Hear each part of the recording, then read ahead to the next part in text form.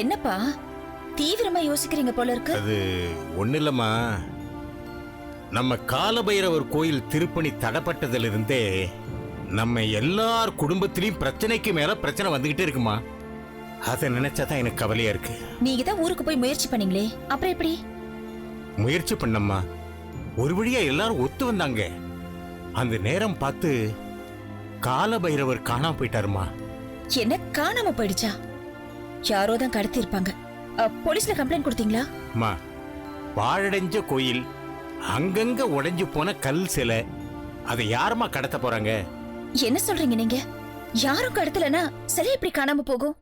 அம்மா, காலபைரவர் நம்ம கோயிலை விட்டு போயிட்டதா நம்ம ஊர் தலைவர் கணேசன் கிட்ட சித்தர் வந்து சொல்லியிருக்காரு. என்ன சொல்றீங்கப்பா? கால பைரவர் கிளம்பி போயிட்டாரா? எங்க? இமயமலையா இல்ல அப்ராடா? அம்மா, அப்படிலாம் பேசாதம்மா. காலபைரவர் கோயிலை விட்டு போனது உண்மை, அது மட்டும் நிச்சயம். என்னப்பா நீங்க கூட இன்னும் இந்த மாயாஜல கதையெல்லாம் நம்புறீங்களா? அருந்ததி, நீ சிட்டியில வளர்ந்த பொண்ணு, கிராமத்தோட பரிணாமம் உனக்கு தெரியாது. இன்னைக்கு நம்ம கலாச்சாரம் மிஞ்சி இருக்கிறது அங்க மட்டும்தான். அவங்களுடைய வாழ்க்கை உண்மையோட பின்னி பிணைஞ்சிருக்கு. காலபைரவர் கோபத்தோட வெளியே போயிருக்காருன்னா அது ஆபத்துக்கான அறிகுறி. என்னப்பா சொல்றீங்க? எனக்கு ஒன்னும் புரியலையே. அம்மா, உனக்கு நல்லா புரியும்படியா சொல்றேன். இந்த உலகத்தை படைச்சவரும் காலபைரவர் தான், இது அழிக்க போறவரும் காலபைரவர் தான். அப்போ அவர் கோமா போனாரு அப்படி இப்படின்னு சொன்னீங்களே, அதுக்கும் இதுக்கும் என்னப்பா சம்பந்தம் இருக்கு? சொல்றம்மா, பூமியோட காலங்களை 4ஆ பிரிச்சிருக்காங்க. முதல்ல சக்தி யுகம். இந்த யுகத்துல வாழற மனுஷங்களுடைய ஆயுள் 1,00,000 வருஷம். அடுத்தது திரேதா யுகம். இந்த காலத்துல தான் ராமர், லட்சுமணர், சீதை இவங்கெல்லாம் வாழ்ந்தாங்க. அடுத்தது துவாபர யுகம். இந்த காலத்துல தான் கிருஷ்ண பரமாத்மா அவதாரம் எடுத்தாரு. அடுத்தது இப்ப நம்ம வாழ்ந்துகிட்டு இருக்க கலியுகம். இதுதான் கடைசி யுகம். இதோட பூமி அழிஞ்சிடும். இந்த பூமியை அழிக்கிற கடமை காலபைரவருக்கு தான் உண்டு. ஆனா அந்த காலபைரவர் கோபத்தோட வெளியேறினதை பார்த்தா எனக்கு ஏதோ அசம்பாவிதம் நடக்க போகுதுன்னு நல்லா தெரியுது. கேக்குறதுக்கு ரொம்ப இன்ட்ரெஸ்டிங்கா தான் இருக்கு. ஆனா நீங்க பயப்படுற மாதிரி எதுவுமே நடக்காது. அம்மா, அன்னைக்கு ஊர் கூட்டம் நடந்தப்போ யாருமே எதிர்பாராத விதமா பலமான காத்தடிச்சது. எல்லாரும் திகைச்சு போய் அப்படி அப்படியே நின்னுட்டாங்க. அப்ப சித்தர் என்ன சொன்னார் தெரியுமா? இது ஒரு கெட்ட சகுனம் தான் சொன்னார். ஆனா அதை யாருமே நம்பல. அதுக்கு ஏதாவது பரிகாரம் செய்யலான்னு கூட யாரும் நினைக்கல. அதனால என்னாச்சு? திருப்பணி செய்ய வேண்டிய 5 குடும்பத்திலையும் பிரச்சனைக்கு மேல பிரச்சனை. நம்ம குடும்பத்தை எடுத்துக்க. நீ சஸ்பெண்ட் ஆயிட்ட. இப்போ அகல்யா பிரச்சனை. அங்க தர்மலிங்கத்தோட பையன் ஓடி போயிட்டான். அவன் பொண்டாட்டி ஹாஸ்பிட்டல சேர்க்கிற அளவுக்கு போயாச்சு. ஆரிய பாஷ்யம் பையன் காணாம போயிட்டான். காத்தவராயனுக்கு அவன் பொண்ணு ஓடி போனது பிரச்சனை. கணேச வீட்டுல அவனுக்கு உடம்பு சரியில்லை, அவன் பொண்டாட்டிக்கு உடம்பு சரியில்லை. ஊர்ல கண்ட நோய் வந்து ரொம்ப பேர் போய் சேர்ந்துட்டாங்க. மனுஷங்களை மட்டும் இல்லம்மா, மிருகங்களையும் விட்டு வைக்கல. ஊர்ல இருக்கிற ஆடு மாடுகளுக்கு எல்லாம் கொடுமையான நோய் வந்து கொத்து கொத்த போய் சேர்ந்துருச்சுங்க. இதெல்லாம் பார்க்கும்போது எனக்கு என்ன நடக்குமோ ஏது நடக்குமோன்னு பயமா இருக்குமா. இதுக்கு ஏதாவது பரிகாரம் இருக்குன்னு யாராவது சொன்னாங்களாப்பா? ஒரே ஒரு பரிகாரம் தான் இருக்கு. காலபைரவர் கோயில் திருப்பணியை உடனடியா ஆரம்பிச்சு சீக்கிரத்திலேயே கும்பாபிஷேகம் பண்ணணும். அப்போ உடனே அதை செய்ய வேண்டியதானே? எங்கம்மா, பிடிவாதங்கிற நோய் தான் எல்லாரையும் பிடிச்சு ஆட்டி படைக்குதே. சந்தடி சாக்குல என்னையும் குத்தி காட்டுறீங்க போல இருக்கு. ஐயே, உன்ன போய் நான் சொல்லுவேனா? நான் சொன்னது காத்வராயனையும் தர்மலிங்கத்தையும் பத்தி தான். அவனுங்க 2 பேரும் பிடிவாதம் பிடிச்சு கூட்டத்துக்கு வராம இருந்ததுனால தான் திருப்பணியே நின்னு போச்சு. ஒரு வழியா 2 பேர்கிட்டையும் பேசி சமாதானப்படுத்தி சம்மதிக்க வச்சோம்மா. அந்த நேரம் பார்த்து காலபைரவரை காணோம். மறுபடியும் 2 பேருக்கு முட்டிச்சு. 10ம் 10ஆத்துக்கு நம்ம காத்தவராயன் பொண்ண தர்மலிங்கம் பையன் இழுத்துட்டு ஓடிட்டான். இப்ப 2 பேரும் பயங்கர கோபத்துல இருக்கானுங்க. இந்த கால பைரவரால தானே எல்லா பிரச்சனையும். அத உங்களுக்கு புரிய வைங்க. புரிஞ்சுக்க முடியாத அளவுக்கு அவங்க ஒன்னும் சின்ன குழந்தைங்க இல்லையே. அத பத்தி பேசத்தாமா ஊர் தலைவர் கணேசனை வர சொல்லி இருக்கேன். முயற்சி பண்ணி பாக்குறேன். எனக்கு ஒரே தலைவலியா இருக்கு. சூடா காப்பி கிடைக்குமா? ஆமா, எல்லா விஷயத்தையும் இந்த மண்டுக்குள்ள கொண்டு போய் குழப்பிக்கோங்க. தலைவலி வராம என்ன? இருங்க, காஃபி போட்டு கொண்டு வரேன். சரிம்மா சரி. காலபைரவா, எல்லாத்துக்கும் நீ தான்பா துணை இருக்கணும், நீ தான் காப்பாத்தணும்.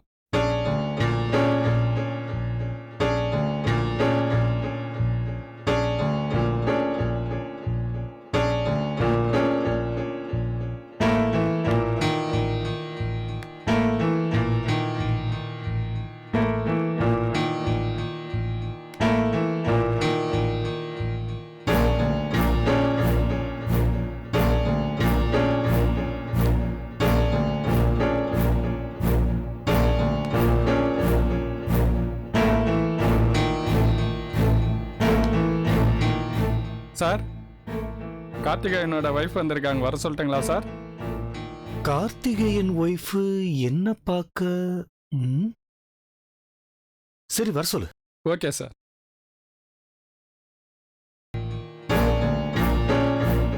எதுக்கு என்ன பார்க்க வரணும்?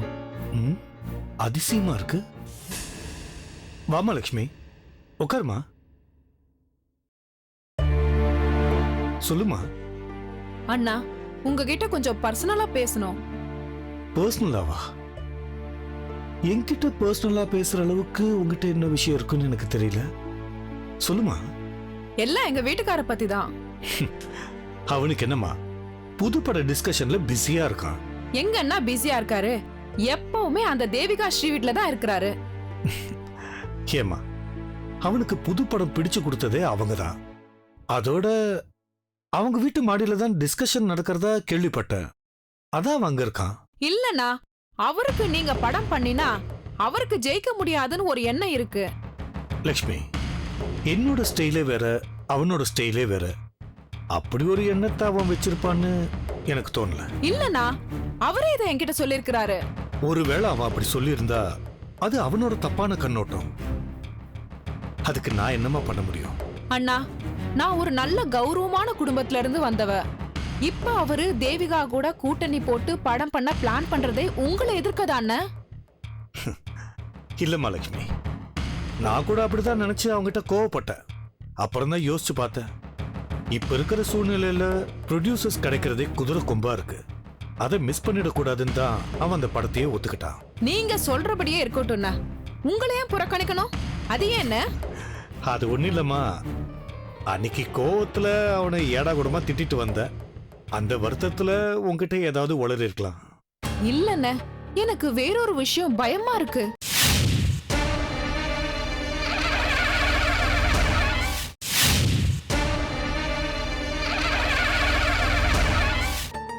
என்ன பயம்? அவன் அந்த தேவிகா ஸ்ரீ வீட்டுல செட்டில் ஆயிடுவான்னா? அவன் அப்படிலாம் போறவன் இல்லம்மா லக்ஷ்மி. உன்னை விட அவனை பத்தி எனக்கு நல்லாவே தெரியும். ஐயோ, அவரை பத்தி எனக்கு தெரியும்ண்ண. அது இல்லண்ண விஷயம்.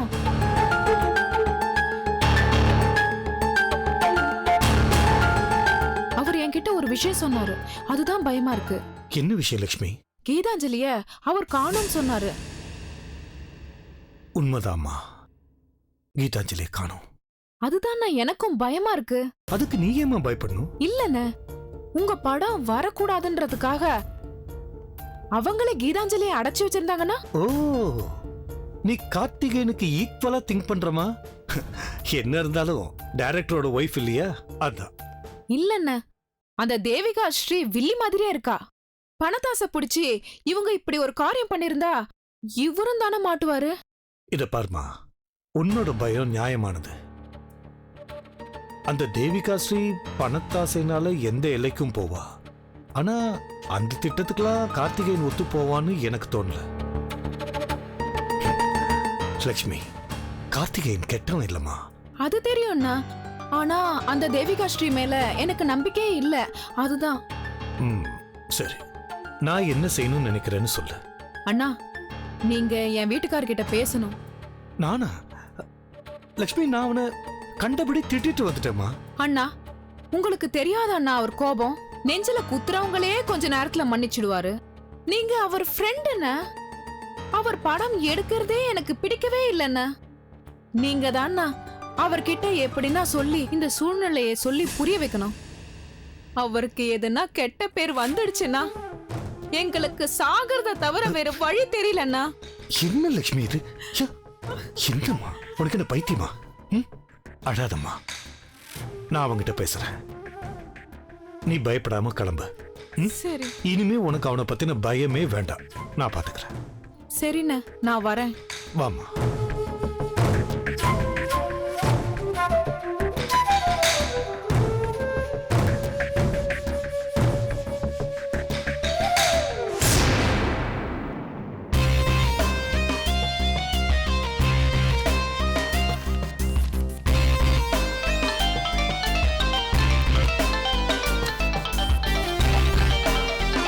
விவேகானந்தன் இவன் எதுக்கு நமக்கு ஃபோன் பண்றான்? Deputy commissioner Arundhati speaking. நான் தினகோயில் பத்திரிகை சரி விவேகானந்தன் பேசுகிறேன். என்ன விஷயம் சொல்லுங்க. என்னோட ஆஃபீஸ்க்கு அனானமஸ் கால் வரதை பற்றி நான் ஏற்கனவே உங்களுக்கு இன்ஃபார்ம் பண்ணியிருந்தேன். பட் நீங்கள் அதை சீரியஸாக எடுத்துக்கல. இப்போ 3வது ஒரு கால் வந்திருக்கு. நாளைக்கு ஏர்லி மார்னிங் திருப்பதிலேருந்து வாரங்கல் போகிற பஸ் ஃபயர் ஆக்சிடென்ட் ஆகி அதில் இருக்க எல்லாரும் சாக போகிறதா எனக்கு இன்ஃபர்மேஷன் கிடைச்சிருக்கு. அதை சொல்ல தான் ஃபோன் பண்ணேன். அப்போ நீங்க ஆந்திரா போலீஸ்க்குள்ள போயிருக்கணும். இங்க எதுக்கு கம்ப்ளைண்ட் பண்றீங்க? இதை பாருங்க, நான் பத்திரிகை நடந்தது தமிழ்நாட்டில். எனக்கு கிடைச்ச இன்ஃபர்மேஷன் முதல்ல நான் தமிழ்நாட்டு போலீஸ் தான் இன்ஃபார்ம் பண்ணணும். அதை தான் நான் செஞ்சுட்டு இருக்கேன். இப்போ நான் சொல்ற விஷயத்தை நீங்களே நம்பலனா ஆந்திரா போலீஸ் எப்படி நம்ப போறாங்க? நம்ப மாட்டாங்கன்னு தெரியுதுல்ல சார். அப்புறம் எதுக்கு எல்லாரோட நேரத்தையும் வீணாக்கிட்டு இருக்கீங்க? இதை பாருங்க, நான் என்ன டீ கடையில் டீ ஏற்ற வேலையை பார்த்துட்டு இருக்கேன். I am chief editor for daily news paper. I know the value of time. அதனால அனாவசியமா யாருக்கும் ஃபோன் பண்ணி டைமை வேஸ்ட் பண்ணுன்ற சீப்பான என்ன எனக்கு கிடையாது. இதை பாருங்க, என் ஆஃபீஸ்க்கு ஃபோன் கால் வர விஷயம் உண்மை. அதில் சொல்ற தகவல் அப்படியே நடக்குதுன்றதும் உண்மை. உதாரணத்துக்கு சொல்லணும்னா, கங்கை ஆற்றில் காட்டு வெள்ளம் பாய்ந்து பலாயிரம் பேர் சாவாங்கன்னு அவன் சொன்னான். அவன் சொன்னது அடுத்த நாள் அப்படியே நடந்துச்சு. புத்தகையால ஒரு பிரச்சனை வரும்னு சொன்னான். அடுத்த நாளே பாம்பு பிளாஸ்ட் ஆச்சு. இந்த 2 இன்ஃபர்மேஷன் கன்ஃபார்மா நடந்ததுக்கு அப்புறம் தான் இந்த தகவலையும் உங்ககிட்ட நான் எடுத்துட்டு வந்தேன். ஆனா நீங்க சிம்பிளா கிண்டல் பண்ணி அவாய்ட் பண்ணி அனுப்பிட்டீங்க. இப்போ 3rd ஒரு இன்ஃபர்மேஷன் கிடைச்சிருக்கு. இது முன்கூட்டியே உங்ககிட்ட சொன்னா சில உயிரை உங்களால காப்பாற்ற முடியுன்ற நல்ல எண்ணத்தில் தான் உங்களுக்கு ஃபோன் பண்ணினே தவிர சீப்பான எந்த இன்டென்ஷனும் கிடையாது. புரிஞ்சுதா? உங்க கற்பனை வளம் எந்த அளவுக்கு போகும்னு எனக்கு நல்லாவே தெரியும். சோ நான் இதை நம்ப போறதில்ல. ஒரு விஷயம் மிஸ்டர் விவேகானந்தன், எங்க டிபார்ட்மெண்ட்டுக்கு ஹெவி ஒர்க் லோட் இருக்கு. சோ தேவையில்லாம எங்க நேரத்தை வீணாக்காதீங்க. இன்னொரு விஷயம் உங்ககிட்ட கேட்கணும். என் தங்கைய மீட் பண்ணி என்னை பத்தி எதோ பேசுனீங்க போல இருக்கு. ஏன் என் குடும்பம் அமைதியா ஒத்துமையா இருக்கிறது உங்களுக்கு பிடிக்கலையா? எந்த விஷயத்தையும் நல்ல கண்ணோட்டத்தோட பார்க்க மாட்டீங்களா? இதை பாருங்க, உங்க தங்கச்சியை மீட் பண்ணணும்னு ஆசைப்பட்டோ இல்லை பெருசா பிளான் பண்ணியோ நான் உங்களை போய் சந்திக்கல. நான் போன ரெஸ்டாரண்ட்ல உங்க தங்கச்சியை பார்த்தேன். ஒரு கர்டசிக்கு பேசினேன், அவ்வளவுதான். பிரச்சனை உங்களுக்கு எனக்கு தானே, உங்க தங்கச்சி கூட இல்லையே. சந்திச்சதை பத்தி நான் எதுவும் சொல்லல. ஆனா என் தங்க கிட்ட என்னை பத்தி ஏடா கூடமா இல்லாததும் பொல்லாததும் சொல்லி இருக்கீங்களே, இன்னும் கூடவா நீங்க மாறல? இந்த பாருங்க, அடுத்தவங்களை பத்தி சீப்பா பின்னாடி பேசுற பழக்கம் என்னைக்கு எனக்கு இருந்தது கிடையாது. நீங்க தான் என்னை விட்டு பிரிஞ்சு போனதுக்கு அப்புறம் என்னை பத்தி தப்பு தப்பா பேசிட்டு இருக்கீங்க. ஸோ மாற வேண்டியது நான் இல்லை, நீங்க தான். அப்புறம் இன்னொரு முக்கியமான விஷயம், நீங்க கல்யாணம் பண்ணிக்காம இருக்கிறதுக்கு நான் தான் காரணம்னு உங்க தங்கச்சி தப்பா புரிஞ்சுட்டு இருக்காங்க. அதுக்கு காரணம் நான் இல்லைன்ற உண்மையை அவங்களுக்கு எடுத்து சொல்லி புரிய வச்சேன். அவ்வளவுதான். whatever it is, இனிமே தயவு செஞ்சு என் பேரை டேமேஜ் பண்ணாதீங்க. உங்க பேரை டேமேஜ் பண்றதுக்கும் உங்க பேரை ப்ரமோட் பண்றதுக்கும் நான் ஒன்றும் உங்ககிட்ட வேலை செய்யற பிஆர்ஓ கிடையாது மேடம். எனக்கு கிடைச்ச இன்ஃபர்மேஷன் உங்களுக்கு கொடுத்தா யூஸ்ஃபுல்லா இருக்கும்னு தோணுச்சு. அதனால தான் ஃபோன் பண்ணி சொன்னேன். இதுக்கு மேல ஆக்ஷன் எடுக்கிறதும் ஆக்ஷன் எடுக்காம போறதும் உங்களோட விருப்பம். ஓகே, பாய்.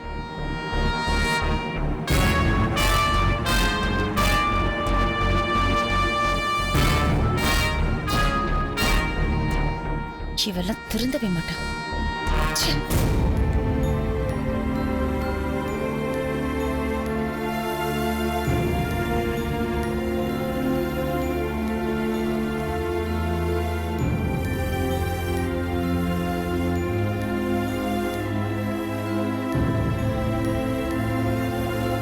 சக்திக்கு ஃபோன் பண்ணா ஸ்விட்ச் ஆஃப்ல இருக்கு. ஒருவேளை அவங்க அப்பா கிட்ட பேசிட்டு இருப்பாங்களோ?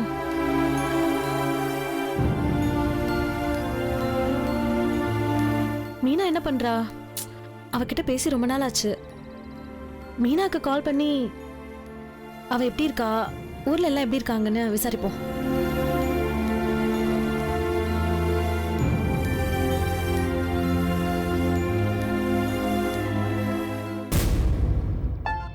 நிஷா, கோயில் போனோம், சீக்கிரம் வாடி, டைம் ஆகுது. சத்யா, ஹலோ சத்யா, எப்படி இருக்க? நல்லா இருக்கேன். நீ எப்படி இருக்க? ஆ நல்லா இருக்கேன். ஏண்டி ஃபோன் பண்ணி எவ்வளவு நாள் ஆச்சு? உன்னால ஒரு ஃபோன் கூட பண்ண முடியாதா? ம் ஏன் இதே கேள்வி நான் உன்கிட்ட கேட்கலாம்ல? கேட்டா என்ன சொல்வ? இல்லடி கொஞ்சம் பிஸியா இருந்துட்டேன் மறந்துட்டேன்னு சொல்வ. அதேதான் எனக்கும். சரி அதை விடு.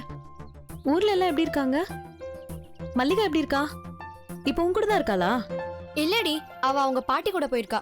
வரதுக்கு இன்னும் ஒரு வாரம் ஆகும். அப்போ தனியா உனக்கு ரொம்ப போர் அடிக்குமே. கம்பெனிக்கு ஆளே இருக்காதே. ஆமாண்டி, முதல்ல 2 நாள் போர் அடிச்சது. வீட்டை விட்டு வெளியிலே வரல.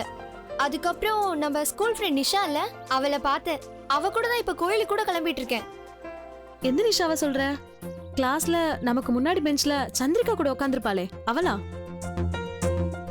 அவ திருச்சில தான் காலேஜ்ல படிச்சிட்டு இருந்தா. இப்போ முடிச்சிட்டு இங்கே வந்துட்டாளா? ஆமா, 3 நாளைக்கு முன்னாடி தான் இங்க வந்தா. வந்ததும் என்னை தேடி வந்துட்டா. அவ வந்ததும் என்ன கேட்ட முதல் கேள்வியே சத்யா எப்படி இருக்கான்னு தான். அவ இன்னும் நம்மள மறக்கவே இல்லடி. எப்படிடி மறப்பா? 1ஆம் கிளாஸ்ல இருந்து நம்ம கூடவே படிச்சவ. எங்க அவகிட்ட போன் கொடு. இரு குடுக்குறேன். நிஷா, நிஷா, நம்ம சத்யா லைன்ல இருக்கா.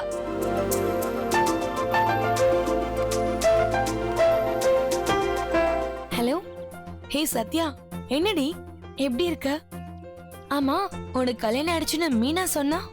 யாரையும் கூப்பிட முடியாத சூழ்நிலையாமே. பரவாயில்ல, வாழ்த்துக்கள். தேங்க்ஸ் டி. உங்களெல்லாம் பார்க்கணும்னு ஆசையா இருக்கு. ஆனா என்ன பண்றது, என்னால அங்க வர முடியாது. வந்தா பிரச்சனை தான் வரும். நீ வரலனா என்ன? நாங்க சென்னையில் தானே இருக்கோம். நாங்க வந்து உன்னை பாக்குறோம். ஏய், நான் இப்ப சென்னையில இல்லடி, கொல்லிமலை பக்கத்துல இருக்கிற தெரிஞ்சவங்களோட ஃபார்ம் ஹவுஸ்ல இருக்கோண்டி. அப்ப சரி, நாங்களே அங்க வந்து பாக்குறோம். எங்கடி? சத்யா, ஒரு நிமிஷம் லைன்ல ஏறு. இந்தா நீயே கேளு. சத்யா, எங்களை எங்க வர சொல்ற? நாங்க கொல்லிமலை பக்கத்துல இருக்கோம். நீங்க இங்க வந்தா நாம எல்லாம் ஜாலியா கொல்லிமலை போயிட்டு வரலாம். அது மட்டும் இல்ல, இங்க சுத்தி பார்க்க நிறைய இடம் இருக்கு. ஏய் ப்ளீஸ் வாங்கப்பா. நீ சொல்லிட்டல, வராம இருப்போமா? கண்டிப்பா வந்துடுறோம். சக்தி எப்படி இருக்காரு? பக்கத்துல இருக்காரா? இல்ல, அவர் ஒரு முக்கியமான விஷயமா அவர் அப்பாவை பார்க்க போயிருக்காரு. ஏய், அவங்க அப்பா சமாதானம் ஆயிட்டாரா? தெரியல, சக்தி வந்தாதான் தெரியும். மத்ததெல்லாம் நேர்ல பேசிக்கலாம்டி. எனக்கு ஒரு சின்ன ஹெல்ப் பண்றியா?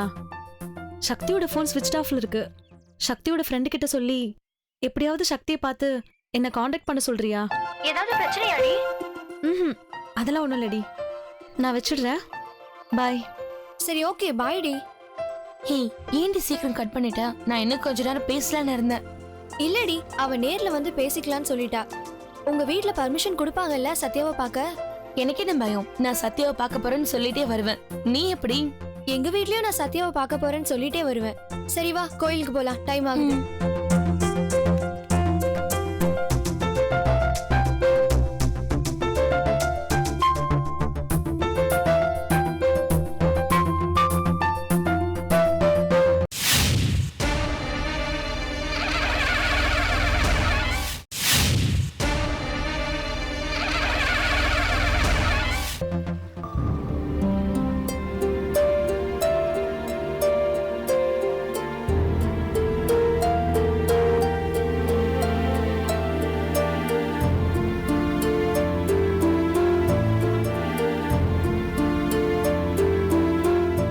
ஹாய்.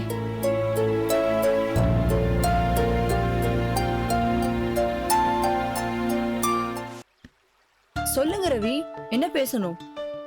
ஏன் இந்த இப்படி பண்ணிட்ட? நான் என்ன பண்ணேன்? ஒன்றும் தெரியாத மாதிரி கேட்குற. ஏன் கம்யூனிகேஷன் மொத்தமாக கட் பண்ணிட்ட? பண்ணணும்னு தோணுச்சு, அதனால பண்ணேன். அப்போ உங்களுக்கு வேணும்னு தோணுச்சுன்னா பேசுவீங்க, மெசேஜ் பண்ணுவீங்க, சாட் பண்ணுவீங்க.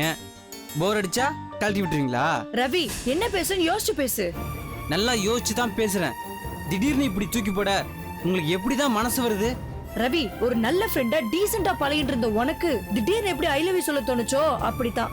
ஐ லவ் யூ சொன்னதுல என்ன தப்பு நந்தினி? எனக்கு ஒன்று பிடிச்சிருக்கு சொன்ன. ஏன் உனக்கு என்ன பிடிக்கலையா? பிடிக்காமல உன் கூட தியேட்டர் பார்க் நியூ இயர் ஈவுக்குலாம் வந்தேன், அதுவும் வீட்ல போய் சொல்லிட்டு. அப்புறம் ஏன் இப்ப மட்டும் அந்த இடைவெளி? ஆஸ் அ ஃப்ரெண்டா உன் கூட இருக்க எனக்கு கம்ஃபர்டபுளா இருக்கு. ஆனா என்னைக்குமே உன்னை லவ்வரை நினைச்சது இல்ல, அப்படி நினைக்கவும் முடியாது. ஏன் நந்தினி, உன்னை லவ் பண்ற தகுதி எனக்கு இல்லையா? இல்ல நான் ஏழன்றதுனால ஏத்துக்க முடியலையா? அப்படி நினைச்சிருந்தா உன் கூட ஃப்ரெண்டாவே பழகி இருக்க மாட்டேன். வேற என்னதான் காரணம் நந்தினி? நீ வேற யாராவது லவ் பண்றியா?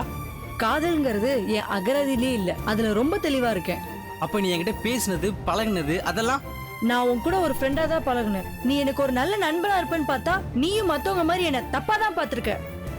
நான் உன்னை தப்பா தொட்டிருப்பேனா, தப்பான எண்ணத்துல பாத்திருப்பேனா? தப்பா நினைக்கிறதே தப்புதான் ரவி. நீ என்கிட்ட தப்பான எண்ணத்துல தான் பழகிருக்க. உன்கிட்ட பேசாம பார்க்காம என்னால இருக்க முடியல நந்தினி. ஆனா உன்னால மட்டும் எப்படி இப்படி இருக்க முடியுது? So simple. உனக்கு என் மேல ஏதோ எதிர்பார்ப்பு இருந்திருக்கு, அதனால தான் இப்படி தவிக்கிற. ஆனா எனக்கு உன் மேல எந்த எதிர்பார்ப்பும் இருந்தது இல்ல, அதனாலதான் இவ்வளவு கூலா இருக்க. ஏன் நந்தினி, எவ்வளவு அன்பா பாசமா அண்டர்ஸ்டாண்டிங்கா இருந்தோமே. உன்னை ஒரு நல்ல ஃப்ரெண்டு நினைச்சுதான் உன் கூட நம்பிக்கையா பழகிட்டு இருந்தேன். ஆனா உன் மனசுல லவ்ங்கிற எண்ணம் இருக்குதுன்னு தெரிஞ்சிருந்தா எப்பவோ நான் விலகி போயிருப்பேன். எனக்கு லவ் பண்ற எண்ணம் இல்லைன்னு நீ அப்பவே சொல்லிருக்கலாம்ல. எப்போ? முத ஆபீஸ்ல மீட் பண்ணமே அன்னிக்கா? இல்ல, நீ ஒரு அன்னைக்கு உனக்கு ப்ரப்போஸ் பண்ணனே அன்னைக்கு. அதான் நான் பண்ண பெரிய தப்பு. அப்பவே உன் மூஞ்சில அடிச்ச மாதிரி சொல்லியிருப்பேன். பட் நியூ இயர் எதுமோ ஹர்ட் பண்ண கூடாதுன்னு நினைச்சேன் பாரு. பொண்ணுங்களால எப்படிதான் இப்படி புத்திசாலித்தனமா பேச முடியுமோ தெரியல, ஆனா எங்களால முடியல. ஃபார் யுவர் கைண்ட் இன்ஃபர்மேஷன், இது புத்திசாலித்தனம் இல்ல, தெளிவு. கெட்ட எண்ணம் இருக்கவங்களுக்குலாம் அது இருக்காது. இத பார், காலேஜ் டைம் ஆச்சு, நான் கிளம்புறேன். தாராளமா கிளம்பு. பாய். நந்தினி, வாங்கிட்ட ஒன்று சொல்லணும். நீ இல்லாத இந்த உலகத்தை என்னால் நினைச்சு கூட பார்க்க முடியல. அந்த வாழ்க்கை வாழ்றதுக்கு நான் செத்து போயிருவேன். உனக்கு 10 நாள் டைம் தரேன். இன்னைக்கு வெள்ளிக்கிழமை, 10வது நாள் ஞாயிற்றுக்கிழமை. இதே இடத்துல இங்கே நான் வெயிட் பண்ணுவேன். 11 மணிக்குள்ள நீ வந்து என் காதலை நீ ஏற்றுக்கணும். இல்லைன்னா சைனட் சாப்பிட்டுட்டு இங்கேயே நான் செத்து போயிடுவேன். பாய். ஓ மை காட், இவன் சொல்றத அப்படியே செய்யறவனாச்சே. இப்போ என்ன பண்றது? கலிபெருமாள்ண்ணே, என்கிட்ட ஃபோனில் சென்னைக்கு வா, ஏதோ முக்கியமான விஷயம் பேசணும்னு சொன்னீங்க. என்ன விஷயம்? நல்ல விஷயம் தானே? நல்ல விஷயம் நடக்கணுங்கிறதுக்காகத்தான் உன்னை வர சொன்னேன். அது சரி, ஊர்ல எல்லாரும் எப்படி இருக்காங்க? விவசாயம் எப்படி போயிட்டு இருக்கு? ஊர்ல எல்லாரும் நல்லா இருக்காங்க. ஆனா நீங்க ஊருக்கு வந்தா ரொம்ப நாள் ஆச்சு. விவசாயத்தை பொறுத்த வரைக்கும் பக்கத்து கிராமத்தில் நல்ல மழை, அவங்களுக்கு நல்ல லாபம் கிடைச்சிது. நம்ம கிராமத்தை பொறுத்த வரைக்கும் எதிர்பார்த்த அளவுக்கு மழை இல்லை. அதான் பெரிய அளவில் ஒன்றும் லாபம் இல்லை. எல்லாம் அந்த கால பைரவரோட கோபம் தான் காரணம். நான் உன்னை வர சொன்னதே அதுக்காகத்தான். இது பாரு கணேசா, நம்ம காலபைரவ கோயில் திருப்பணி தடப்பட்டதிலிருந்தே நம்ம எல்லார் குடும்பத்திலும் ஏதாவது ஒரு பிரச்சனை நடந்துகிட்டே இருக்கு. என் மூத்த மக அருந்ததி கல்யாணமே வேண்டான்னு பிடிவாதம் பிடிச்சிட்டு இருக்கா. அந்த கவலை ஒரு பக்கம். சின்னவளுக்கு கல்யாணம் நல்லபடியா முடியணுமேங்கிற கவலை இன்னொரு பக்கம். நல்லபடியா நடக்கும்னு நீங்க ஒன்றும் கவலைப்படாதீங்க. ஊர்ல நாங்கெல்லாம் எதுக்கு இருக்கோம்? கூட இருந்து நல்லபடியா நடத்தி கொடுக்க மாட்டோமா? அது எனக்கு தெரியாதா? ஆமா, நம்ம காத்தவராயனும் தர்மலிங்கமும் சமாதானமா போனாங்களா இல்லையா? எங்க போனாங்க? அவங்க 2 பேருடைய பொண்டாட்டிங்க தான் சமாதானமா போனாங்க. சமீபத்தில் கூட தர்மலிங்கத்தோட பொண்டாட்டி ஆஸ்பத்திரியில இருந்தப்போ காத்தவராயனோட பொண்டாட்டி போய் நலன் விசாரிச்சுதா ஊர்ல பேசிக்கிறாங்க. அப்படியா? நல்ல விஷயமாச்சே. பெண்கள் ஒத்து போயிட்டா ஆண்கள் தன்னாலேயே வழிக்கு வந்துருவானுங்க. எனக்கு என்னமோ மறுபடியும் திருப்பணியை தொடங்கிட்டா எல்லாமே நல்ல விதமா நடக்கும்னு தோணுது. நீங்க சொல்றதெல்லாம் புரியுதுன்னு. என்னாலேயோ உங்களாலேயோ இல்ல அந்த ஆரிய பாஷைத்தாலேயோ எந்த பிரச்சனையும் கிடையாதுன்னு நம்ம ஒத்து போயிடுவோம். ஆனா அந்த 2 முரணங்களுக்கும் தான் ஒத்து போகாது. அங்கதான் பிரச்சனையே. இத பாருங்க, நாம தான் எடுத்து சொல்லி அவங்கள ஒத்து வர வைக்கணும். எப்போ ஏற்பட்ட பகையை எத்தனை வருஷத்துக்கு தான் எடுத்துட்டு போவாங்க? அவனுகிட்ட பக்குவமா பேசி புரிய வைக்கணும். புரியுதா? இந்த தை மாசம் என் பொண்ணுக்கு நிச்சயதார்த்தம். அது முடிஞ்சதும் கல்யாணத்துக்கு முன்னாடியே கோயில் திருப்பணி ஆரம்பிக்கணுங்கிறது என்னுடைய ஆசை. அதனால நான் எல்லார்கிட்டையும் பேசுறேன். நீங்களும் ஒரு தடவை பேசுறீங்க. நீங்க சொல்றதுனால நான் பேசுறேன்னு. ஆனா அந்த காத்தவராயங்கிட்ட மட்டும் நீங்க தான் பேசணும். ஏன்பா, உனக்கு அவனுக்கு என்ன பிரச்சனை? ஏன் உங்ககிட்ட ஏதாவது தகராறு பண்ணானா? தகராறுலாம் ஒன்றும் இல்லைன்னு. அவன் சின்ன பொண்ணுக்கு என் பையனை கேட்டு வந்தான். எனக்கு சம்மதம் தான். ஆனா என் சம்சாரம் பொண்ணு வீட்டை விட்டு ஓடி போயிட்டான்ற காரணத்தினால அந்த வீட்டில் வந்து சம்மந்தம் பண்ண மாட்டேன்னு சொல்லிட்டா. அதனால அவனுக்கு என் மேல கொஞ்சம் வருத்தமும் கோபமும் இருக்கு. சரி, நான் அவங்ககிட்ட பேசுறேன். இருந்தாலும் கணேசா, நீ உன் சம்சாரத்துக்கிட்ட பேசி புரிய வை. அந்த சின்ன சிறுசுங்க இந்த முரடங்களுடைய பிடிவாதத்தினால ஓடி போயிட்டாங்க. நாளைக்கே இவனுங்க ஒண்ணு சேரதான் போறாங்க. அதனால நீ காத்தவராய சம்பந்தத்தை ஏத்துக்க. நான் தான் சொல்றேன்ல, நாம ஒண்ணுக்குள்ள ஒண்ணா இருந்தா தான் எல்லாருக்கும் நல்லது. சரிண்ணே, எல்லார்கிட்டயும் பேசுவோம், எப்படியாவது வழி கொண்டு வருவோம். இந்த முறை தடை வராம பார்த்துக்க வேண்டியது நம்மளோட கடமை. அப்படி எதனா தடை ஆச்சுனாக்கா மறுபடியும் நம்ம எல்லாரும் ஒன்று சேர்றது ரொம்ப கஷ்டம். சரிண்ணே, அப்ப நான் கிளம்பட்டுமாண்ணே? என்னப்பா அதுக்குள்ள புறப்பட்ட? இருப்பா, இருந்து சாப்பிட்டு போலாம். பரவாயில்லண்ணே, நான் இங்க முக்கியமா ஒருத்தரை பார்க்க வேண்டியிருக்கு. அவர் எங்கேயும் கிளம்பி போறதுக்கு முன்னாடி போய் பார்க்கணும். எப்படி நிச்சயதார்த்தத்துக்கு வரணும்ல, அப்போ விருந்து சாப்பாடே சாப்பிட்டுக்கிறேன். அப்ப நான் வரேனே. சரிப்பா, நல்லது. காலபைரவா, இந்த தடவையாவது கோயில் திருப்பணி எந்த தடையும் இல்லாம நல்லபடியா நடந்து முடியணும். அதுக்கு நீ தாம்ப துணையா இருக்கணும், உறுதுணையா இருக்கணும்.